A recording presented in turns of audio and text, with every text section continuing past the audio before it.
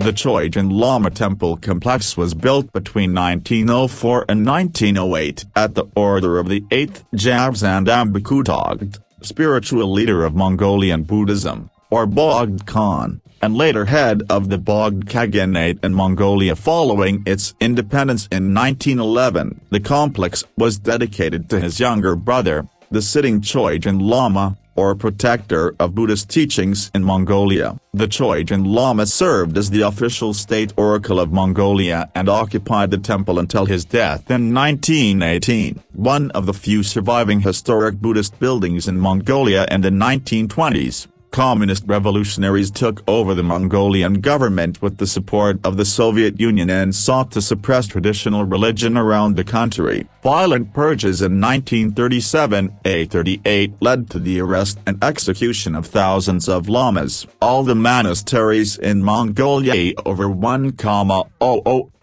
were shuttered, and most of them completely destroyed, including their contents of holy books and other religious objects. Only a few surviving buildings were nationalized and preserved for non-religious purposes, among them, the Green Palace or winter residence of the Bogd Khan, transformed into a museum, and the Choijin Lama Temple, which also survived intact. The site was converted into a museum of religious history in 1942, exhibiting artifacts from destroyed monasteries. While the purge of 1937–88 did not repeat itself, religious worship and ceremonies remained prohibited in Mongolia until 1990. An example of Chinese-style religious architecture. The Temple of the Choijin Lama is an important example of Chinese-style religious architecture. The 5 temples included in the complex were built using blue bricks, with timber roofs supported on wooden posts and decorated with green tiles. Each temple was dedicated to a specific deity,